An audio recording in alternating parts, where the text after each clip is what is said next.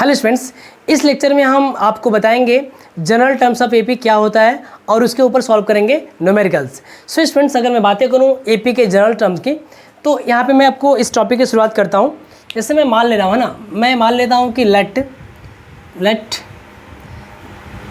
The first term of AP है ना, मैं किसी एपी के फर्स्ट टर्म को अगर मैं ए मान लूँ और उसके कॉमन डिफरेंस है ना, उसके कॉमन डिफरेंस को मैं मान लूँ कि डी है, तो अगर अपने पास कोई अरिथमेटिक प्रोग्रेशन का फर्स्ट टर्म ए हो और कॉमन डिफरेंस डी दिया हो, तो हम उस एपी को ये लिख सकते हैं ना। कैसे लिख सकते हैं जी? मैंने आपको बताया था प्रीवियस लेक्चर में कि फर्स्ट टर्म अगर ए है तो ये वाला हो गया फर्स्ट टर्म है ना। सेकेंड टर्म के लिए हम इसमें वो कॉमन डिफरेंस को ऐड कर देंगे। थर्ड टर्म लिखने के लिए हम फिर से उसमें डी को ऐड करेंगे, तो जब डी ऐड करेंगे तो हो जाएगा 2d। थर्ड टर्म को लिखने के लिए इसमें फिर से डी ऐड करेंगे, तो ये हो जाएगा अपने पास 3d। इसी तरीके से मैं बोल रहा हूँ कि ये वाला जो है अपना फर्स्ट टर्म है ना। इसको मैं ऐसे लिखता हूँ मेरे प्यारे बच्चों, मैं लिख रहा हूँ यहाँ पे फर्स्ट टर्म है ये वाला सेकेंड टर्म है, ये वाला थर्ड टर्म है और ये वाला आपका फोर्थ टर्म है। मैं अगर ऐसे ही बातें करूँ कि इस एपी का अगर मैं nth टर्म लिखना चाहूँ, nth टर्म है ना, nth टर्म, तो देखो ना, अगर मैं यहाँ पे कुछ आपको ऑब्जर्व कराऊँ, अगर यहाँ पे आप निकाल रहे हो सेकेंड टर्म, तो 2 में से 1 माइनस करो, 1 बचेगा, केवल आप a + 1d लिख रहे हो। अगर थर्ड टर्म लिख रहे हो तो इसका मतलब ये है कि आप 3 में से 1 माइनस करके लिख रहे हो है ना। 3 - 1 कितना आ जाएगा? 2 आ जाएगा, 2d लिख रहे हो। अगर फोर्थ टर्म लिखने का प्रयास करो तो आप इस बात को ऐसे भी लिख सकते हो ना, a + 4 - 1 × d, that is called a + 3d। इसी तरीके से अगर मैं nth टर्म लिखना चाहूँ तो मैं लिख सकता हूँ क्या, a + n - 1 × d। देख पा रहे हो ना? तो ये जो आप देख पा रहे हो मेरे प्यारे बच्चों, ये वाला जो देख पा रहे हो, it is the general term of AP. हाँ, it is what? General term of AP. अच्छा, अगर मैं बातें करूँ कि जो एपी का जनरल टर्म है, इसको हम लोग an या tn से रिप्रेजेंट करते हैं। ये क्या है? a + n - 1 × d। आप इस बात को समझ पा रहे हो? This is what? This is general है ना, general term of an AP है ना। अगर हम यहाँ पे n का मान 1 रखेंगे तो t1 बराबर मिलेगा 1 - 1 0 × d, केवल आपको a मिलेगा। अगर n का मान 2 रखेंगे तो 2 - 1 बचेगा और d, तो a + d हो जाएगा। अगर n के जगह पे 3 लिखेंगे मेरे प्यारे बच्चों, तो a + 3 - 1 2d है ना, तो आपको मिलेगा a + 2d। इसी तरीके से इसमें हम n का मान कुछ भी रख के किसी भी टर्म को फाइंड कर सकते हैं।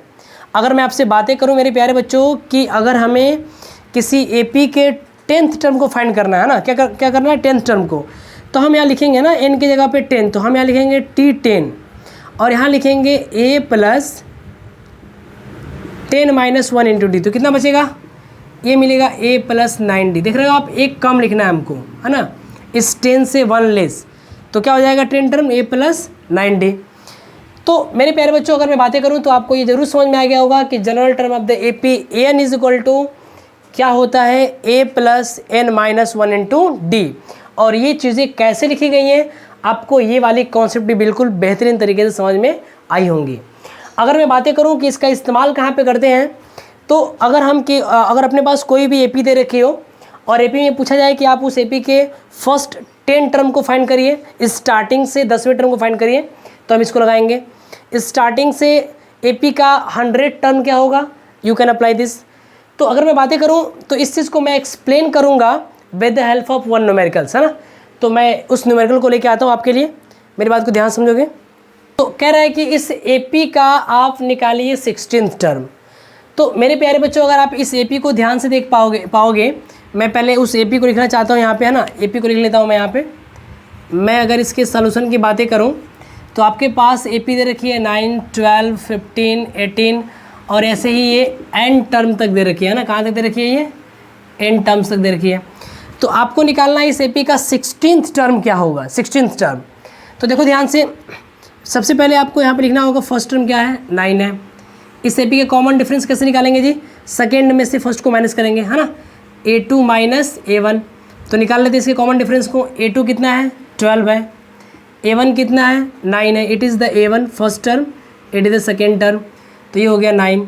तो आपको मिलेगा 3, चूँकि ये AP असेंडिंग ऑर्डर में है, तो मैंने आपको बताया कि जब भी आपकी अरिथमेटिक प्रोग्रेशन असेंडिंग ऑर्डर में हो तो वहाँ पे कॉमन डिफरेंस आता है पॉजिटिव।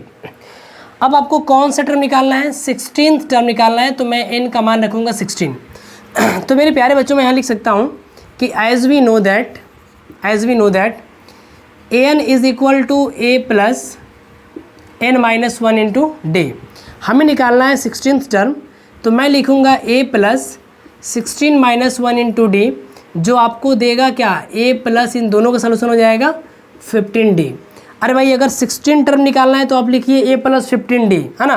तो अगर मैं यहाँ लिखूँगा 16 टर्म, a की वैल्यू कितनी है 9 है, 15 इंटू डी की वैल्यू कितनी है 3 है, तो ये हो गया 9, ये हो गया 45।